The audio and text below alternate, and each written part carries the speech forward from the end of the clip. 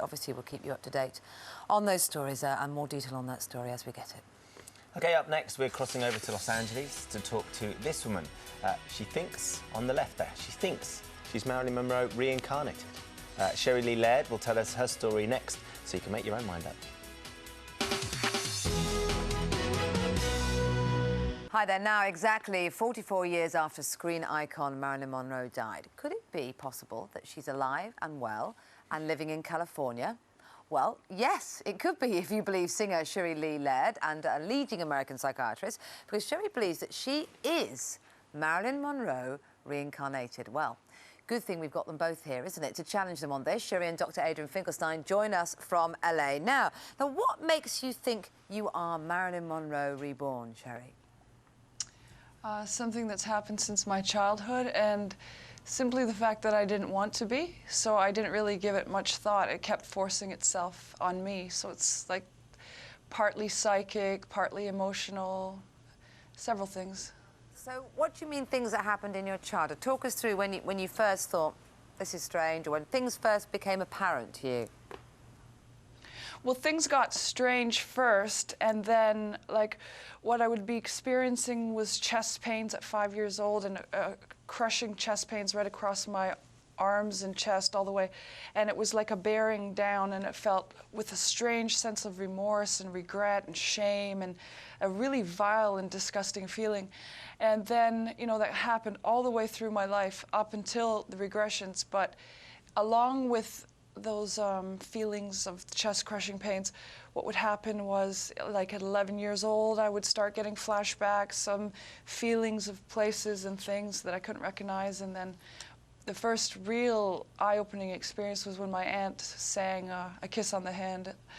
Oh, I was sitting on her knee. It was just like a dinner time. And I had like, whoa, it's just really strange. And it felt like it was me that she was just talking about. Felt like it was my song. I recognized everything. But then, of course, I was just a child, so I forgot all about it afterwards. So were you even aware of who Marilyn Monroe was? Because one of the other things that may, I suppose, have made you think that there was a connection here or a resonance here was the fact that you were born 9 months after she died. So you weren't aware of her necessarily as a young girl, were you?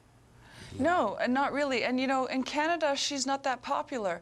My parents moved from Scotland, and I, with my brother, we moved to Canada, and I don't recall her being popular at all. And it wasn't until my 20s that I started to even investigate who she was at all. And I said, I need to know, because this was driving me crazy. And when I did start finding out things that confirmed a lot of the things that I felt and I knew, that it got crazier. So I thought, I've opened a vortex. You're not supposed to know. I don't think you're supposed to remember. And it got worse, and that's how I contacted my doctor. Now, Dr. Adrien Finkelstein, sitting next to you there, is any of this possible? Yes, as a matter of fact, to answer a lot of questions, people would need to read the book, and it's Marilyn Monroe Returns, The Healing of a Soul. I worked with Sherrie for 8 years in order to come to this product, and also is the webpage pastlives.com that would give a lot of information.